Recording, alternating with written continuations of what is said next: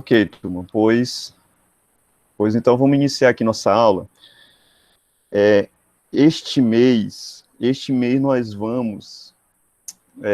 vamos iniciar um assunto bem interessante, que é o estudo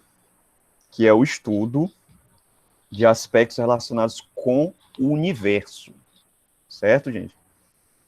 Vamos estudar rudimentos de astronomia. Então, eu acredito que vocês, em algum momento, nas antigas aulas de ciências, vocês estudaram alguma coisa relacionada. Então, a gente vai iniciar aqui pelo sistema solar. E aí, no decorrer da nossa aula, a gente vai ver alguma coisa relacionada com o universo, né, já que o sistema solar está inserido em algo maior, certo?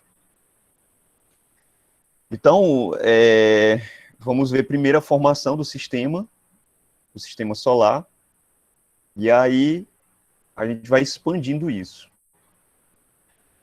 Então, veja, o sistema solar, ele é formado pelo Sol, que é uma estrela, e pelos planetas que giram ao redor dele, além de outros corpos celestes menores, como planetas anões, luas e asteroides. Então, essa história... Eu não estou escutando. Você não está ouvindo?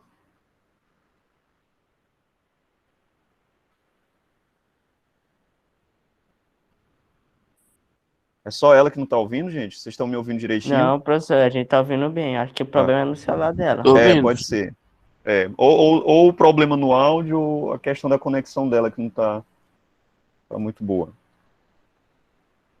Aqui tá normal, viu? Eu não estou escutando.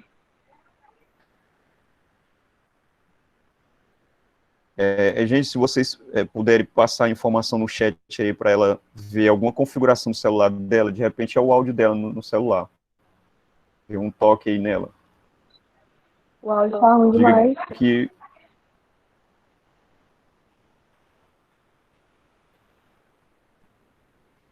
Diga que vocês estão ouvindo normal aqui.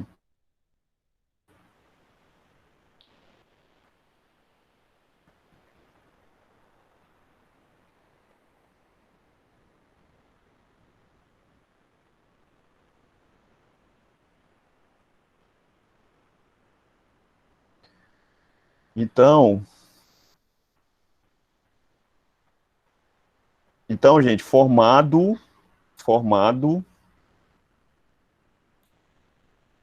por corpos celestes menores, como planetas anões, luas e asteroides. E os planetas. Tem-se às vezes aquela ideia de que o sistema solar é formado só pelo Sol e pelos planetas, certo? Mas é um conjunto maior, então a gente tem que considerar esses corpos celestes menores, que às vezes cruzam a atmosfera do nosso planeta quando há algum desvio na órbita deles. E aí, quando adentram o nosso planeta, eles vêm na forma de um meteoro, que alguns chamam de estrela cadente, né?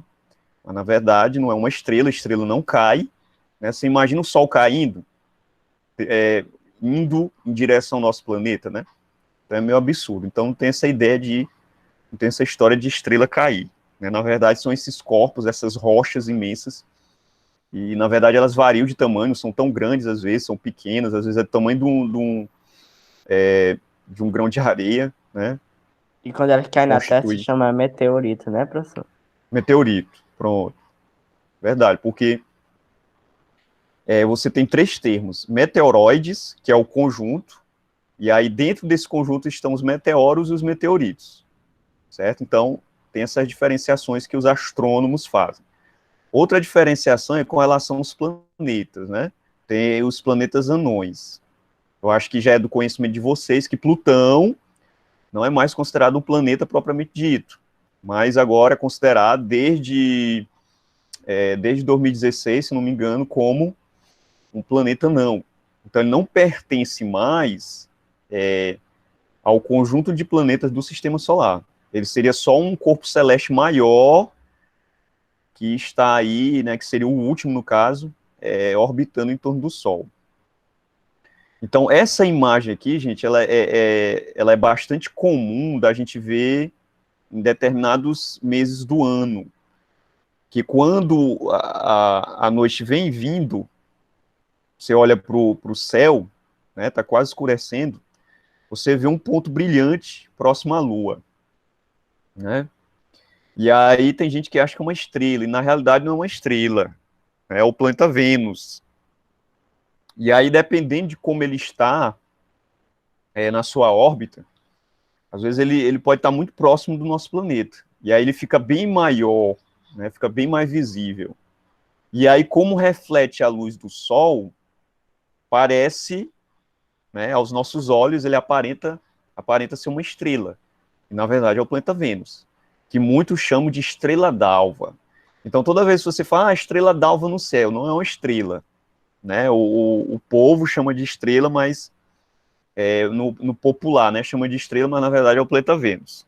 É só título de informação. Então, estrelas e planetas, por causa dos movimentos da Terra, as constelações, que são conjuntos de estrelas, quando observadas de nosso planeta, parecem mudar de posição, embora a posição de uma estrela em relação a outra pareça fixa. Então, porque vamos dizer assim, essa ilusão de que as estrelas, pelo menos as que estão bem distantes, elas aparentemente parecem ser fixas, né? É justamente por isso, por causa da distância que nos separa dessas estrelas, certo? Então, a gente acredita daqui que na aparência elas parecem não ter movimento, mas na realidade elas têm. Porque não existe nenhum corpo celeste que esteja fixo, em repouso no espaço. Não existe. O próprio Sol, o nosso Sol, ele está em movimento, né? Embora para a gente pareça que ele está se movendo muito lentamente, mas na realidade ele é muito veloz, né?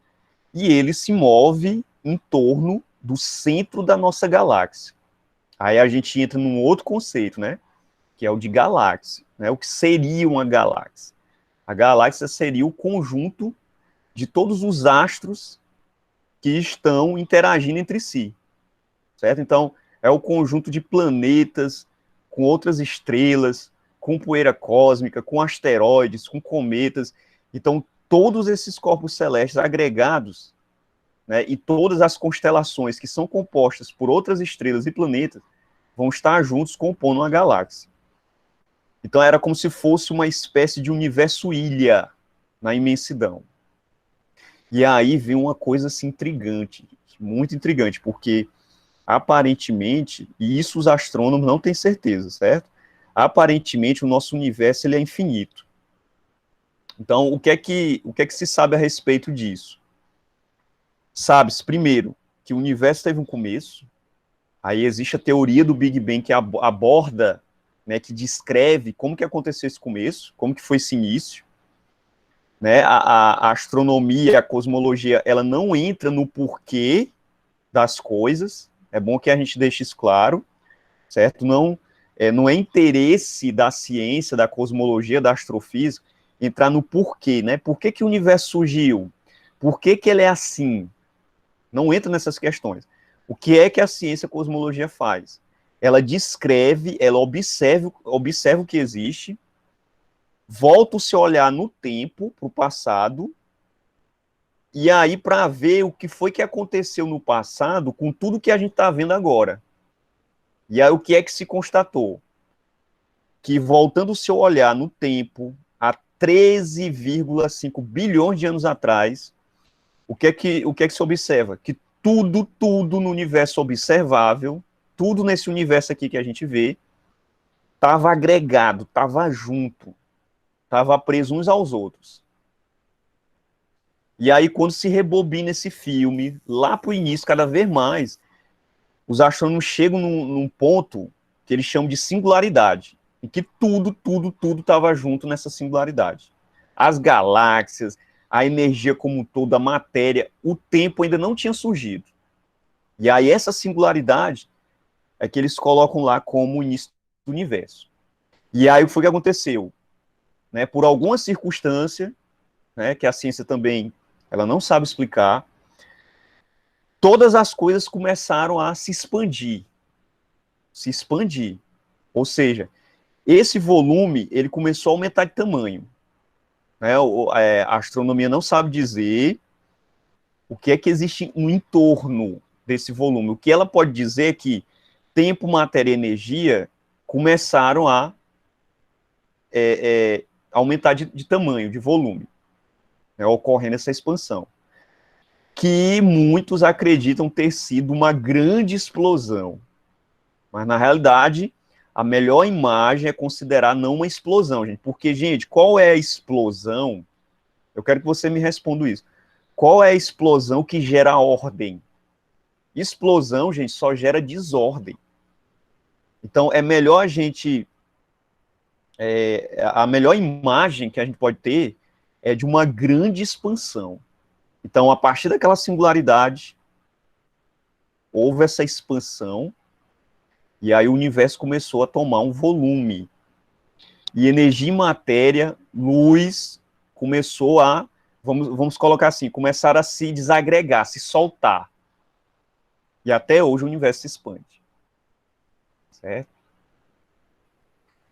Então, lógico, existem as outras explicações, né? Existe a explicação teológica, né? Qual foi a causa dessa grande expansão? Ah, foi Deus, Deus gerou tudo. Só que a ciência, ela não entra nos porquês, certo? É uma explicação válida sobre determinados aspectos, né? Mas é importante que se diga que não é a única explicação. A explicação teológica não é a única. Então, existe a outra visão, a visão da ciência, que é baseada em fatos, que é baseada nas observações, né? As teorias foram criadas a partir dessas observações, tanto no que se refere à origem da vida, como no que se refere à origem, né, do universo. Então, voltando aqui, se você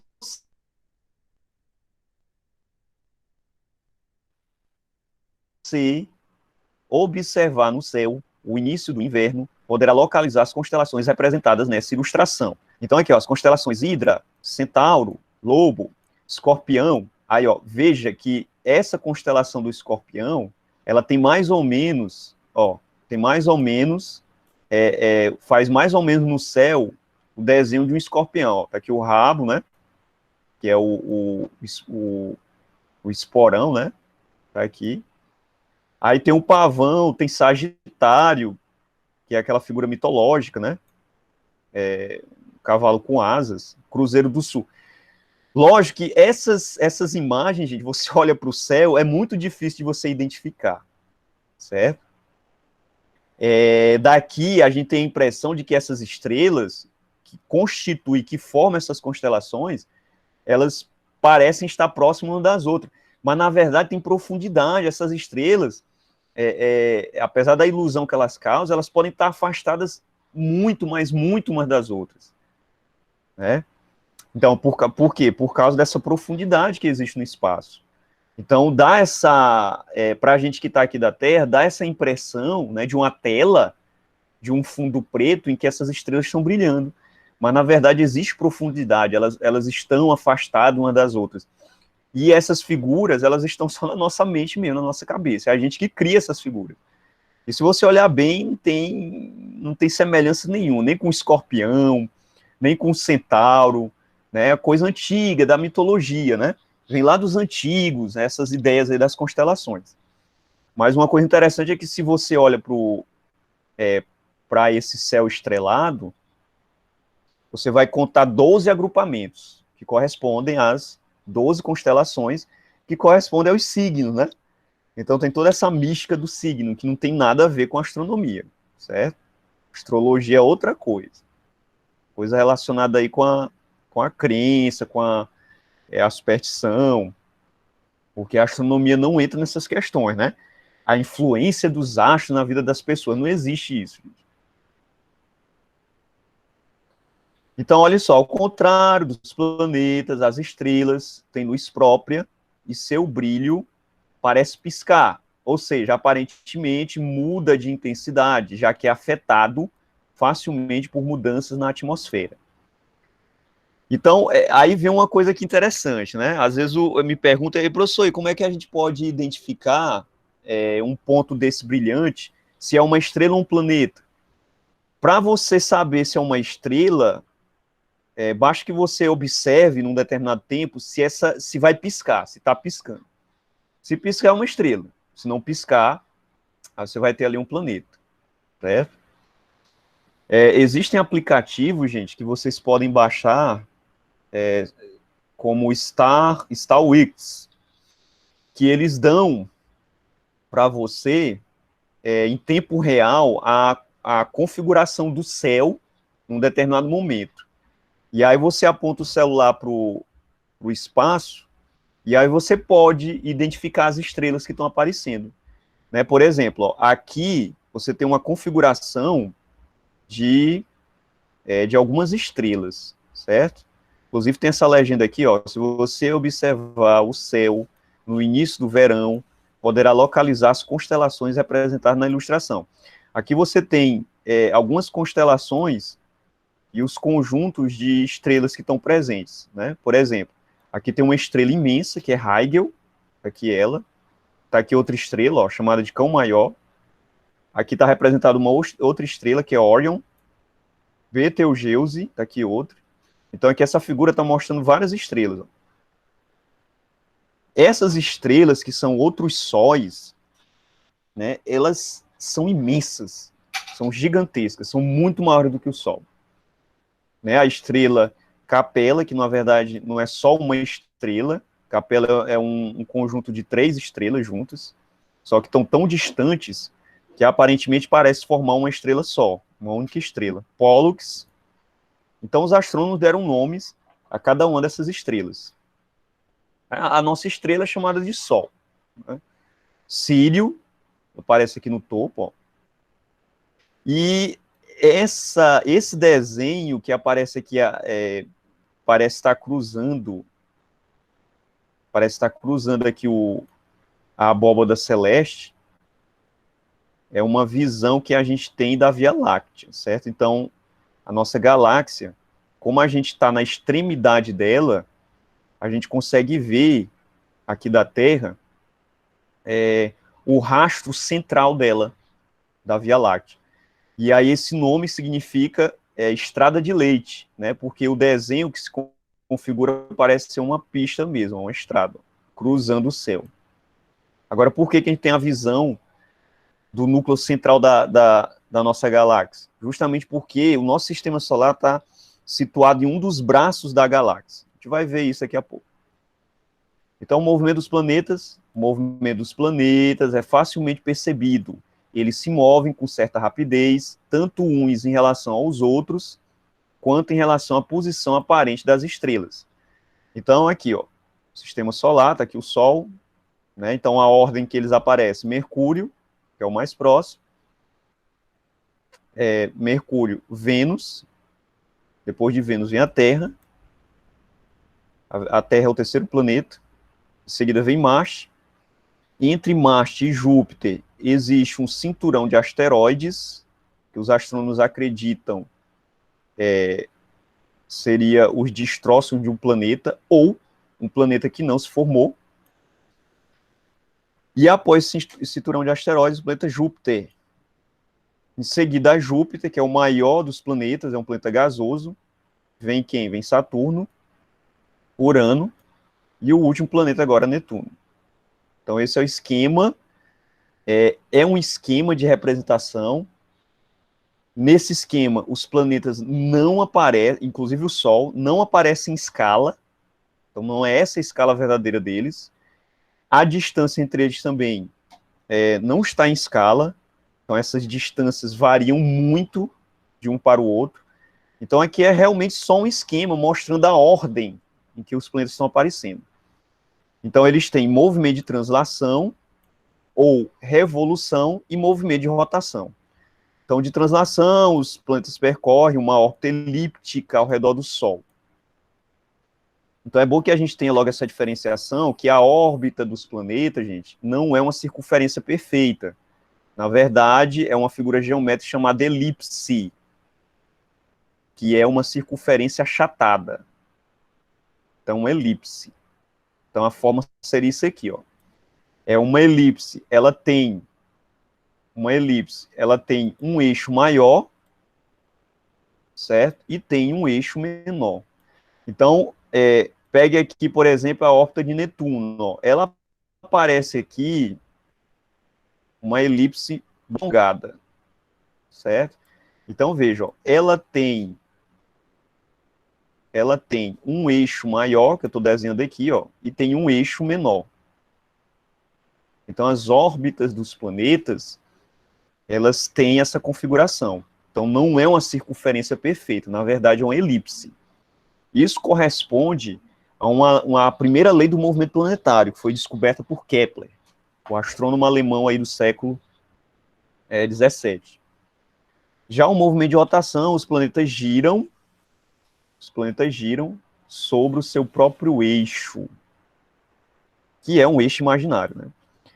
Isso determina, por exemplo, para o nosso planeta, os dias e as noites.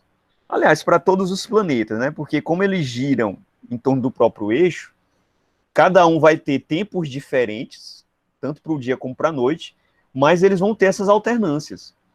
Por quê? Porque quando eles giram, uma parte vai estar voltada para o Sol, vai ser o dia, e a outra parte vai estar às escuras, que vai corresponder à noite. Então, o Sol e os planetas surgiram há cerca de 4,6 bilhões de anos. Certo, gente? Isso aqui é o tempo aproximado aqui do nosso sistema solar e dos planetas, inclusive a Terra. Como resultado da ação da força gravitacional sobre uma nuvem de poeira e gás. Essa é a hipótese de formação do sistema solar. Formou-se, né, a partir de uma nuvem de poeira e gás, ela se contraiu, né, se densificou aqui no centro e dirige ao Sol, e fragmentos do Sol, antes que ele, vamos colocar assim, entrasse em atividade, se soltaram e esses pedaços se solidificaram e formaram os planetas. Certo? Então, assim, grosseiramente, é uma maneira que a gente tem de descrever a formação do sistema solar. Então, o que aconteceu aí? Ó, no centro da nuvem formou-se um núcleo maior de matéria, que originou o Sol, e em torno dele formaram-se os planetas e seus satélites. Então, o mesmo processo de formação do Sol e dos planetas aconteceu também com os satélites. Né? Antes que os planetas se solidificassem, massas, né, pedaços de matéria se desprenderam dos planetas e começaram a girar em torno deles. Isso deu origem aos satélites. Então, o nosso Sol tem um diâmetro de 1,4 milhão de quilômetros. Então, ele já é relativamente grande. A massa dele é de 333 mil vezes a massa da Terra. A distância média do Sol da Terra é de 150 milhões de quilômetros. Então, esses são alguns dados relacionados com a nossa estrela, com o Sol. Certo, gente? E detalhe, lembrando a vocês que não é uma das estrelas maiores. Né? Os astrônomos classificam o Sol como uma estrela de quinta grandeza, uma estrela amarela, né, que é uma estrela de idade mediana. O Sol ainda tem uma vida média aí, em que ele vai passar ainda um bom tempo ainda gerando energia ainda por mais 50 bilhões de anos. Né, e já queimou combustível em outros tantos 50 bilhões de anos. Então ainda tem um bocado de tempo para ele ainda. Essa imagem, eu gostaria até de saber de vocês, se vocês estão conseguindo visualizar essa imagem, gente. Vocês estão podendo ver ela aí direitinho? Sim, está em movimento. Tá em movimento. Pronto. O que essa... Aí eu vou chamar a atenção para vocês. O que essa imagem está mostrando, gente? Olha, isso aqui é uma simulação do movimento do Sol em torno do centro da galáxia. Como eu disse a vocês, o Sol não está fixo no lugar dele, ele está em movimento. Então, para vocês terem uma ideia, do tempo de vida do Sol, certo? Porque a energia que o Sol produz, gente, ela vem de um tipo de formação de energia chamado fusão nuclear. Então, como é que é isso? Átomos de hélio se fundem para formar, aliás, átomos de hidrogênio, que é o combustível do Sol, se fundem para formar hélio. Nessa fusão, que é chamada fusão nuclear, há uma imensa liberação de energia e calor. Então, enquanto átomos de hidrogênio estiverem se juntando para formar hélio, o Sol ele vai estar transmitindo energia para a gente. Então, esse é o combustível do Sol, certo? É energia nuclear. Pois bem, então, durante o tempo de queima de combustível, né, do nosso Sol, o Sol ele já deu 20 voltas completas em torno do centro da galáxia. Olha só deu 20 voltas completas. E nesse momento vai estar realizando a 21ª, certo? Mas Isso ele anda em alta velocidade, professor. a velocidade dele é altíssima. Assim, altíssima em termos de velocidade que a gente conhece, né? Aqui pra gente. Porque em termos de velocidade, em escalas astronômicas, não é essas coisas todas, né? Então, quer dizer, é relativamente lento em termos astronômicos, né? Nessa simulação, aparentemente, parece que ele está muito veloz. Então, o que está acontecendo aí? Ele está se movimentando e vocês estão observando o quê? Ó? Que ele, no movimento dele, ele arrasta os outros planetas junto com ele. Então, a trajetória que o nosso planeta faz no espaço, gente, ela é uma trajetória helicoidal, né? Como se fosse uma espiral.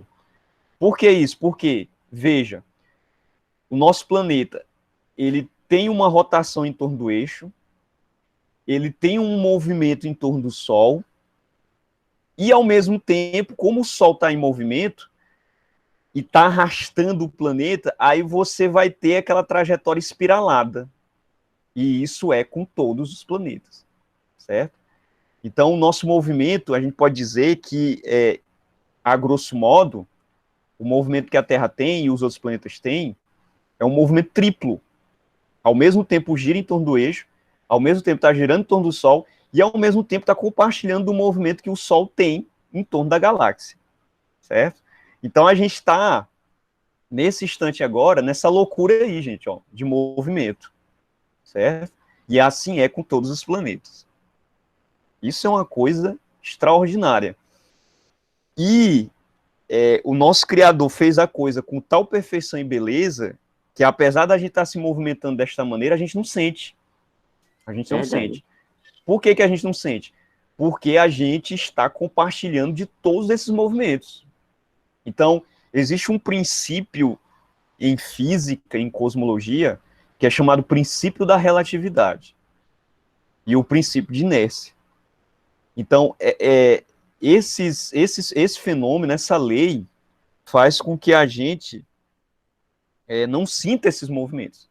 É lógico que quando você pega um referencial fora do planeta, ou seja, você sai do planeta, por exemplo, vai para a superfície da Lua ou vai para a superfície de Marte, você vai estar observando o nosso planeta do lado de fora, aí a gente vai ter a percepção desses movimentos, né, lá de fora, certo?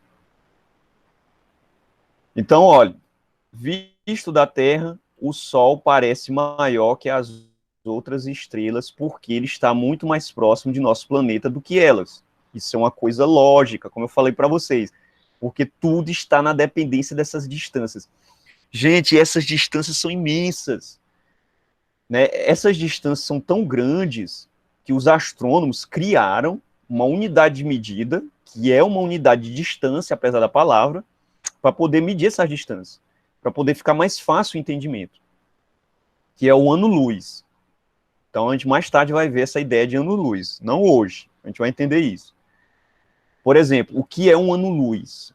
Um ano-luz é a distância que a luz percorre em um ano, certo? No vácuo.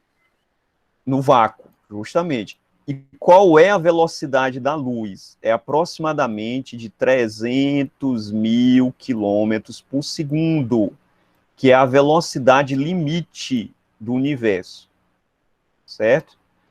Quilômetros por segundo. Significa o quê? Significa que em um segundo, a luz no vácuo, ela percorre 300 mil quilômetros, aproximadamente. Então, para vocês terem uma ideia dessa velocidade, se a luz, um raio de luz, pudesse se curvar em torno da Terra, só vocês terem uma ideia, em um segundo, esse raio de luz daria 7 voltas em torno do nosso planeta. Em um segundo. Então, essa é a velocidade da luz. Então, só para vocês terem uma ideia, a nossa Via Láctea, ela tem um diâmetro, que é uma distância de uma ponta a outra, no eixo maior.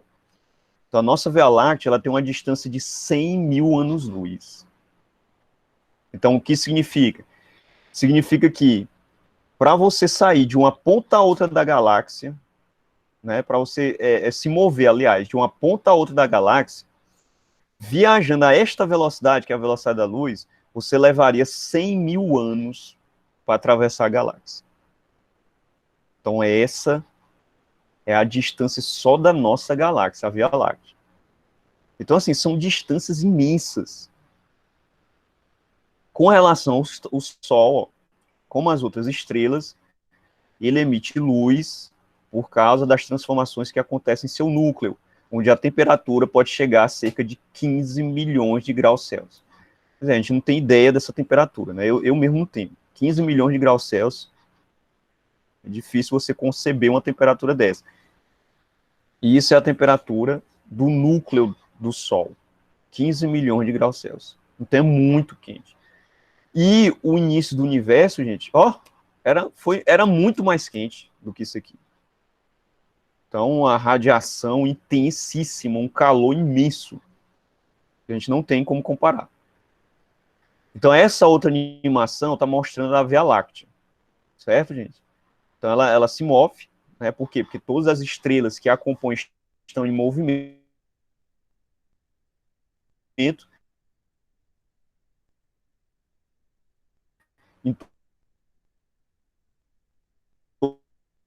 Professor, tá travando. Tá gravando, professor, Então, tá gravando. Do Travou. núcleo. Eu estou desenhando aqui, riscando de vermelho. Então, o que os astrônomos acreditam?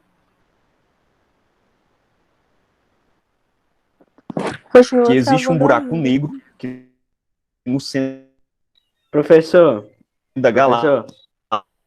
professor, tá gravando, viu? A gente não escutou nada. Um buraco negro, gente, é uma estrela morta. Oi, Professor, tá travando? Oi. Travou. O senhor pode Normalizou? repetir? São as nossas conexões, estão fracas. O senhor pode repetir? Mas vocês estão conseguindo ver a imagem? Oi? Sim. Oi?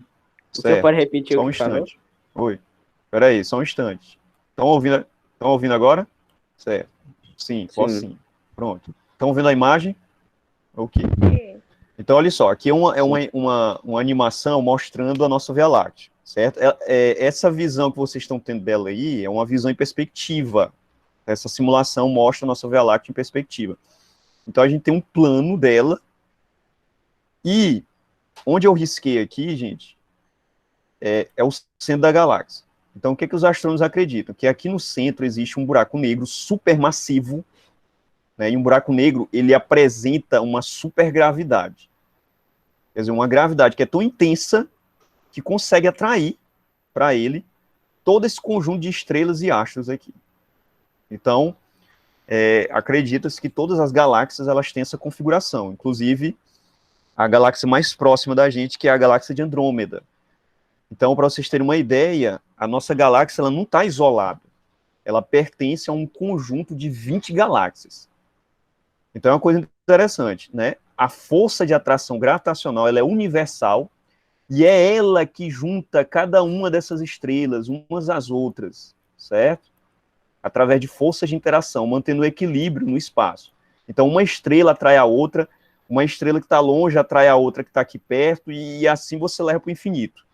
Então, todas essas forças de atração mantêm todos os corpos em equilíbrio, né? Galáxias, estrelas, conjuntos de galáxias. tudo é através das forças de interação gravitacional e mantém um equilíbrio. Então, no centro da nossa galáxia tem esse buraco negro, que é uma estrela imensa, né, que morreu, ou seja, deixou de produzir energia e calor, perdeu seu brilho. Quando isso acontece, toda e qualquer estrela, né, se transforma num buraco negro. E aí um buraco negro ele é escuro porque, em razão da intensidade da gravidade que é tão grande, nem a luz consegue escapar. Então, a estrela morta, ela consegue sugar para ela até a luz. E aí, por isso que em torno, né, que é chamado de horizonte de evento, o horizonte de evento de um buraco negro é escuro. É por isso que tem esse nome, né? Então, não vão ter aquela imagem de que um buraco negro é um buraco no espaço. Não existe isso, gente. Na verdade, é um corpo esférico super denso e escuro. Por que ele é escuro? Porque ele suga tudo para ele, devido à força gravitacional que é imensa, inclusive a luz. A ciência sabe dizer o que acontece quando os corpos que são atraídos para ele atravessam o horizonte de eventos e caem nele. Não, a ciência não sabe dizer o que acontece. Porque não existe nenhuma teoria, nenhuma lei que consiga descrever o que acontece no interior de um buraco negro. Certo? Então ainda faz parte ainda de estudo, de pesquisa dos astrônomos no mundo todo. Né? Eu estou aqui dando essa aula para vocês, vocês estão me assistindo, mas tem gente que trabalha 24 horas, né, pesquisadores, cientistas, astrônomos, cosmólogos, engenheiros técnicos, aeroespaciais, 24 horas, gente, nesses grandes observatórios, fazendo essas análises, observando o espaço, monitorando, certo? Porque vivem disso. Então, quando um astrônomo que tem prêmio Nobel, um cosmólogo, um astrofísico, vai dar uma entrevista, vai transmitir algum resultado de pesquisa, fique atento, porque ele é uma pessoa gabaritada, especializada, porque a vida dele é aquilo ali, 24 horas, pensando essas questões universais. Onde estamos no universo? Galáxia Via Láctea. Então tá aqui, gente, ó. Você está aqui. Tá aqui a Terra, tá aqui o Sol. Na verdade, essa figura aqui, ó, tá dando essa dimensão aqui para o sistema solar. Mas, em termos de dimensão, na verdade, você tem que ver só como um pontinho, gente. Todo o sistema solar é um pontinho aqui no braço da galáxia. E aí, como a gente está aqui, ó, bem aqui num dos braços da galáxia, quando eu digo braço, é porque a Via Láctea ela tem esse desenho aqui, ó, como se fosse uma espiral, certo? Seria isso aqui, ó, um conjunto de estrelas, e a gente está aqui. E aí a gente tem essa visão da Via Láctea aqui do lado de fora, certo? Como eu falei, vocês viram lá naquele slide anterior, a gente tem essa, como se fosse uma estrada, então a gente tem essa visão aqui, ó, né, a estrada de leite, que os antigos chamavam, por isso o nome Via Láctea. Então a nossa visão da Via Láctea é uma visão que a gente tem dela central, né, numa perspectiva que a gente tem, né, de um plano da Via Láctea. Então essa é a imagem assim, que mostra qual é a nossa posição, né, qual é a posição do nosso Sol, do nosso sistema, em relação às outras estrelas na Via Láctea. Então, o nosso Sol é um entre bilhões de outros sóis. Assim como a nossa galáxia também é uma entre bilhões de outras galáxias. Certo? Bem, aí aqui a gente tem, olha, Mercúrio, Vênus, né, tá aqui dessa forma, né, tem gases letais aqui em Vênus, Terra, certo? Aqui você tem, vocês estão vendo aqui, ó, na legenda, as características de cada planeta, né, diâmetro, a distância em relação ao Sol, aqui a Terra, né, o diâmetro, a distância em relação ao Sol, né, o tamanho, Mercúrio, o menor planeta, né, a Terra, é o maior entre os planetas rochosos, possui um satélite, né, que é a Lua, né, por exemplo, Marte tem dois satélites, né, Phobos e Deimos, ou Daimons, são os 2 satélites de Marte. Júpiter, que tem 142.984 quilômetros de diâmetro, gente, essa distância aqui de uma ponta a outra, ó, passando pelo centro, certo? É o diâmetro de Júpiter. Então, do mesmo jeito, essa distância aqui, ó. Então, esses diâmetros mostram o tamanho de um planeta em relação ao outro. Né? Esses tamanhos, eles são calculados daqui da Terra, certo? Usando o fenômeno da paralaxe e cálculos trigonométricos, certo? Saturno, tá aqui o diâmetro dele, a distância média, aproximadamente 1 bilhão de quilômetros da Terra, possui 60 satélites. Ó, veja que Júpiter tem muito mais satélites, né? E aí existem 8 satélites que são os maiores, né, de Júpiter, que são visíveis aqui da Terra, em determinados períodos do ano, principalmente. Que é Íon, Ganimedes, que são os maiores, Europa, e existem os outros que eu não me recordo bem o nome, né, mas cada um os 8 maiores foram dados nomes a eles. Esses satélites, inclusive, eles foram observados a primeira vez por Galileu Galilei, né, o físico italiano aí, astrônomo do século XVII. Essa outra animação, gente, ela é bem interessante, certo? Porque ela vai mostrar aquela sonda que, nesse instante, ela encontra-se no solo marciano, certo? A sonda Perseverance. Então, nesse momento, ela está transmitindo imagem do solo marciano para cá, para a Terra. Né? Então, essa animação ela está mostrando como que foi o pouso dessa sonda, que é um robô, o robô Perseverance, no solo marciano.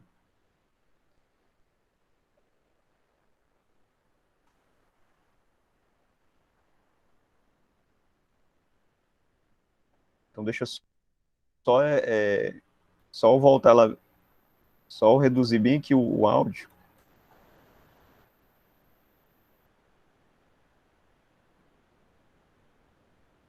Só para a gente acompanhar o movimento mesmo.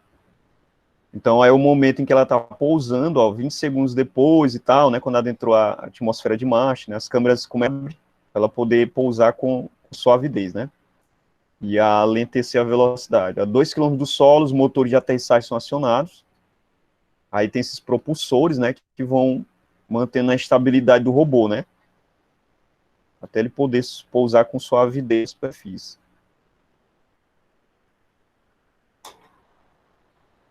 Então, depois, a gente pode até ver isso a velocidade de 2 km por hora.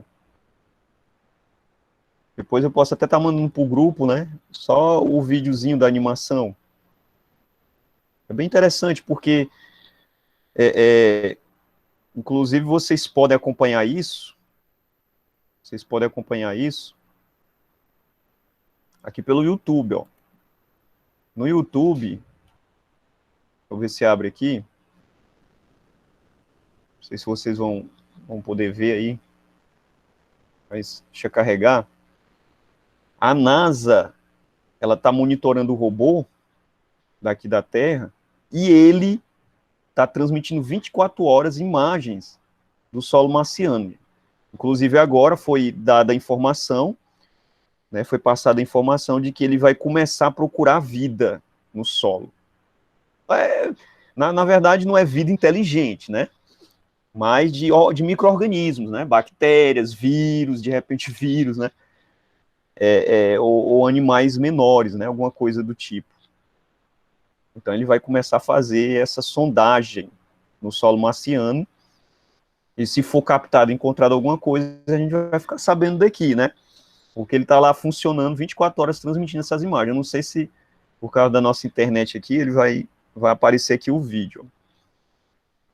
Mas aqui na legenda você já observa. Perseverance, né, a missão em tempo real do robô, né, Perseverance, no solo marciano. Então aqui é uma live, gente, ó. Ele dá um 360 graus de onde ele está se vendo, certo? Então, é uma superfície arenosa, rochosa, porque ele pousou... Opa, aqui está pedindo para aguardar, não sei se vocês estão podendo ver.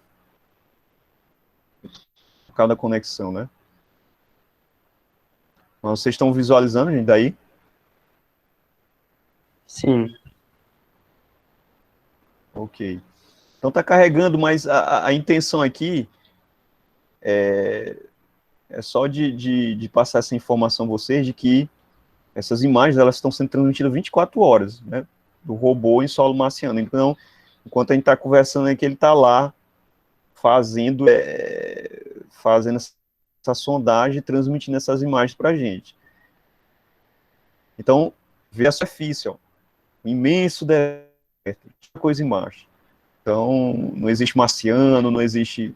Na verdade, um ambiente inóspito, né? E ele está pousado numa cratera gigante, imensa. Né? Você vê que existe aqui, olha, até no horizonte, como se fosse uma cadeia montanhosa. Mas, na verdade, ele está numa localização, numa imensa cratera. Né? Se eu não me engano, é isso. Então, depois, se vocês tiverem curiosidade, você pode ver mais imagens aí da sonda. O robô Perseverance.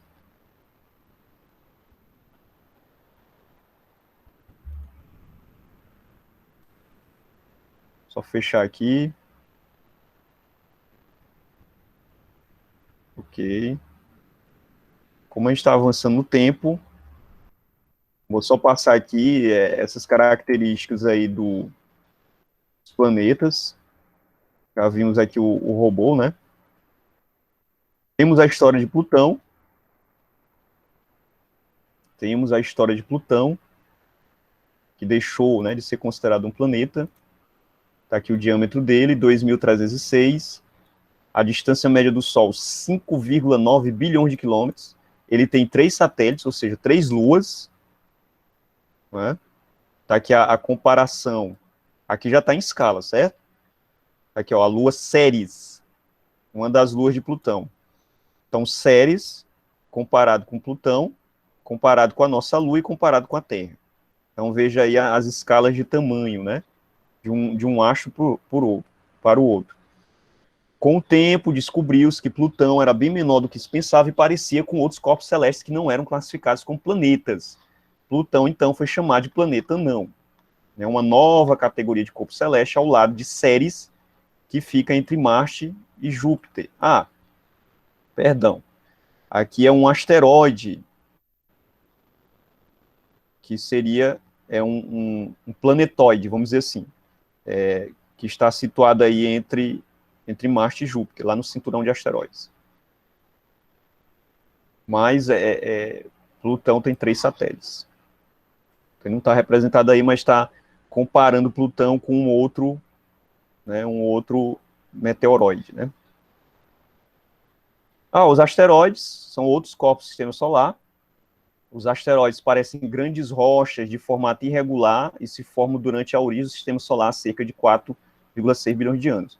Então aqui tem um tipo dele, tem 20 quilômetros de comprimento. Nós temos os cometas, que se originaram nas áreas mais externas do sistema solar, de restos de formação do sistema e permanecem em órbitas distantes do Sol. Então, os cometas, eles têm órbitas bastante alongadas, né?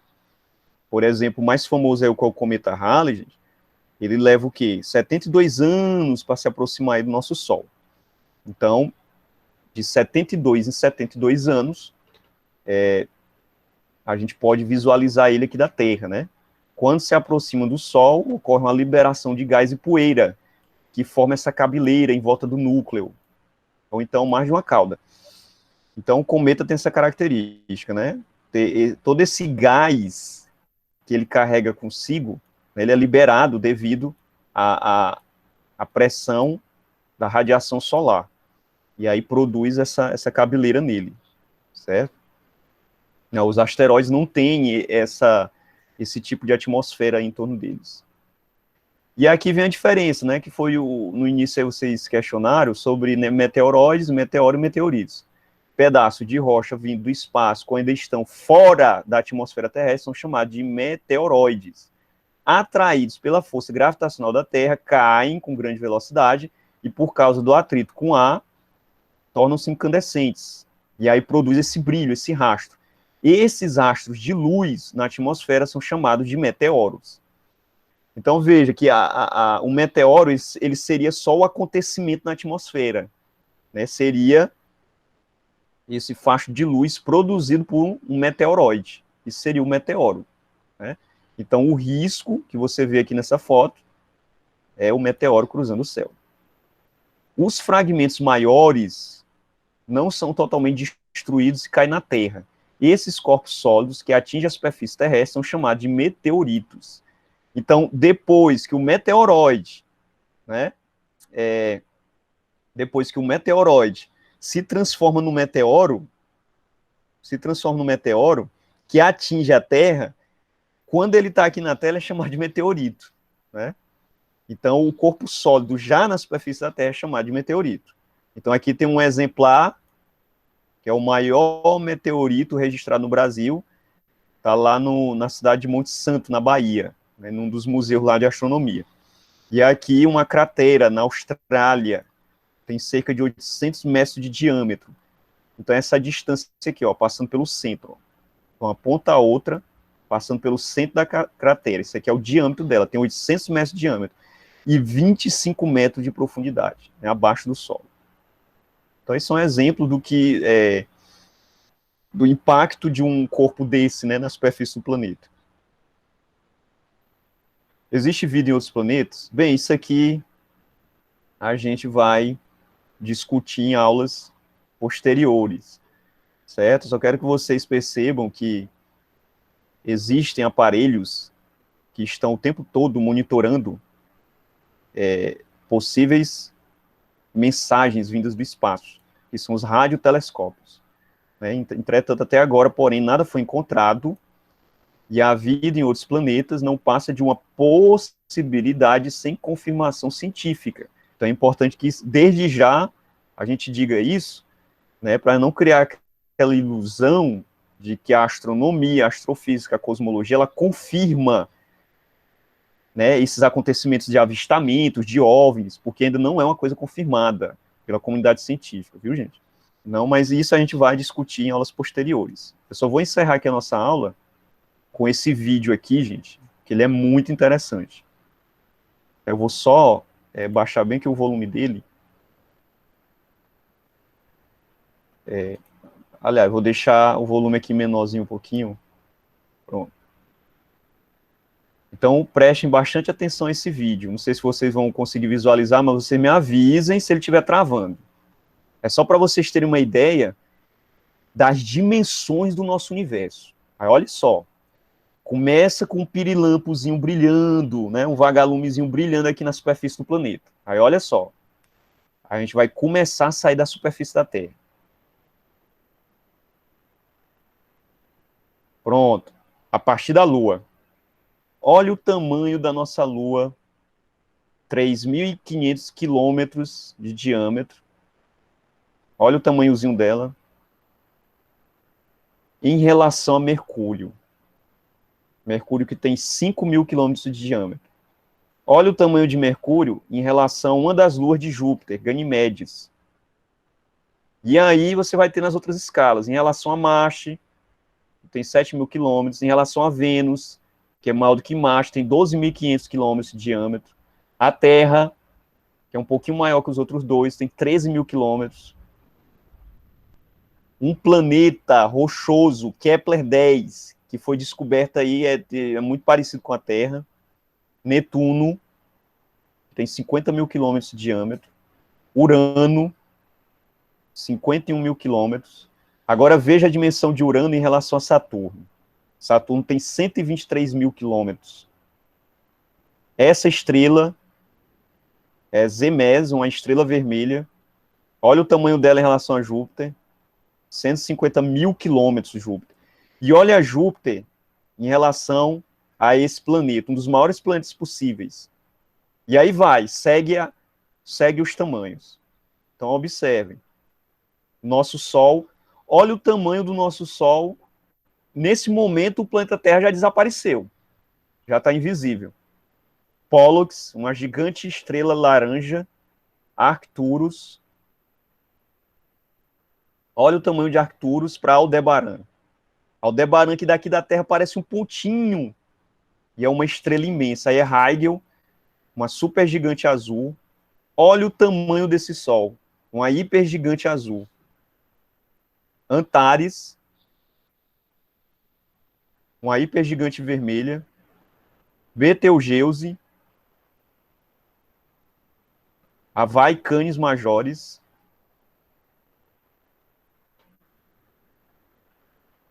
Scout. Olha o tamanho dessa estrela.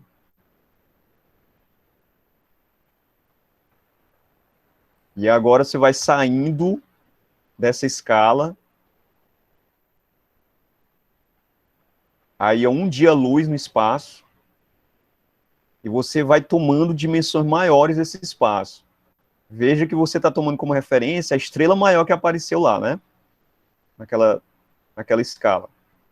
10 dias-luz de distância. E aí você está se deslocando mais, chegando aí a um diâmetro de 100 dias-luz. E aí vamos saindo, ampliando mais essa dimensão. Aí corresponde a um ano-luz. 9,5 trilhões de quilômetros. E isso, gente, viajando a velocidade da luz. Imagine isso, a gente está viajando a velocidade da luz. Então existem mais de 100 bilhões de estrelas em nossa galáxia, em quase todas elas circulando pelo menos um planeta. 100 bilhões de estrelas. Está aumentando a escala, aumentando cada vez mais. Então, nesse momento, a galáxia na qual o nosso Sol gira a cada 200 milhões de anos. Então, já saiu da galáxia. Está alcançando a galáxia mais próxima, Andrômeda. Veja que elas vão colidir, tá uma em direção à outra, né? Outras galáxias. Essa visão de profundidade de outras galáxias, ela é transmitida pelo telescópio espacial Hubble. Olha essa profusão de galáxias aí no espaço.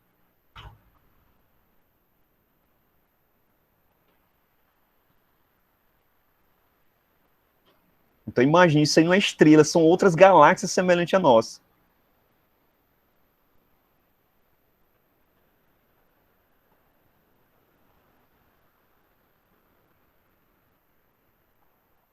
E aí o superaglomerado de galáxias, que daqui da Terra já tem até um nome, né? Chamado de paraíso.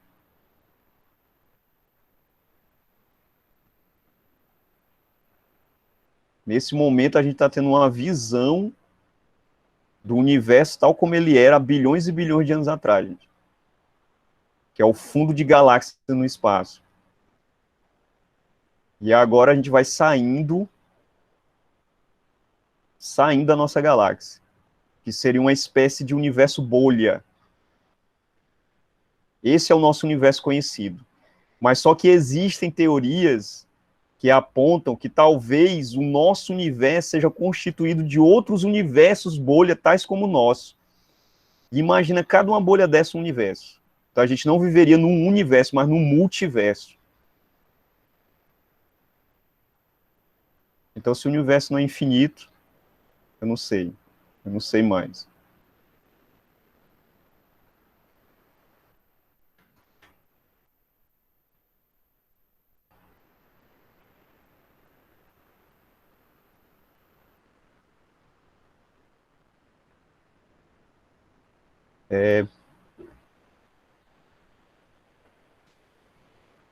Por bem, gente, pois já avançou muito aqui no tempo. Então vou só fechar aqui. E, ó, agradeço a presença de vocês. Tomara que não tenha tido muito atropelo. Vou só fechar aqui. Parar bem aqui parar bem aqui a apresentação.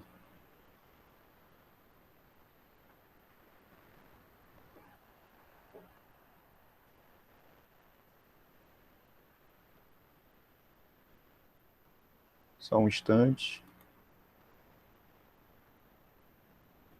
E aí, valeu. A aula vai ficar gravada. Mais tarde eu disponho lá no grupo lá para quem quiser assistir novamente, quem não pôde ver a aula de hoje.